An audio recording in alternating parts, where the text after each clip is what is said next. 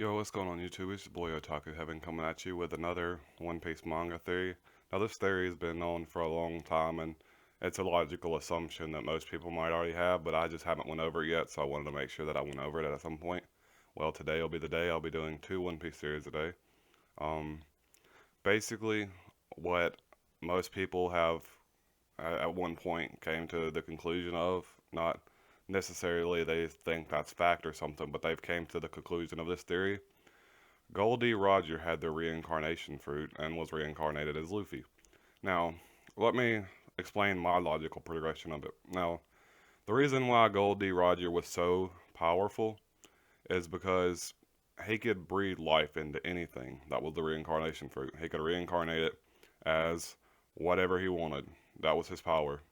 So basically, he could take a dead ant and reincarnate it into a dinosaur or something. That would be this would explain why he was able to hold such a heavy title along with, the secret weapons that he wound up getting the One Piece and all. But basically he was able to breathe life into anything, and through this power he was able to make it all the way through the Grand Line. Now, somewhere towards the end of the Grand Line, probably like close to where Luffy is right now, or maybe a little bit further, he was able to unlock his awakening. We found out about awakenings not long ago. Basically, Doflamingo could awaken and use his strings to control the whole town, basically. Now, think of this for a second.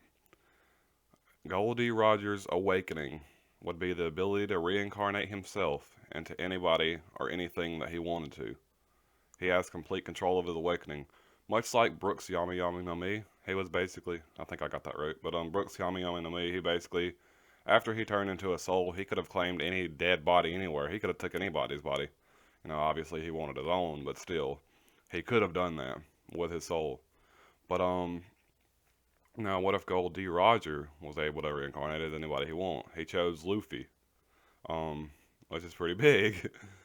And then there's also the theory that I'm gonna go over two theories right now. There's also the theory that Gold D. Roger also had the Gomu Gomu no Mi. Basically, if he had the Gomu Gomu no Mi or the Gum Gum fruit, he basically figured out the same thing Luffy did with Gear Second, and over a certain period of time, Luffy will get the same thing as Roger if he followed the same progression. But Roger's disease came from basically him overusing Gear Second, and no one could cure that. They didn't have a cure for it. Crocus didn't have any idea how to do it, and perhaps Luffy will get the same disease if he continues to use Gear Second and overuse it. And Chopper, to realize his goal, he will figure out how to cure that disease. And once he cures that disease, then he will have reached his goal. It'll happen at a vital point where Luffy is either about to get the One Piece or right in the big war after the One Piece. One of the which he's already basically said it's gonna go after he collects the One Piece, which means if it's like got 7 or 8 years left, it can't be too long before he collects the One Piece and then moves on to having the big war arc, which will be like, I think that'll be at least 1 to 2 years of the big war arc. So I mean, it's still got a while before the One Piece, but it's not that long compared to what we've already invested our time into.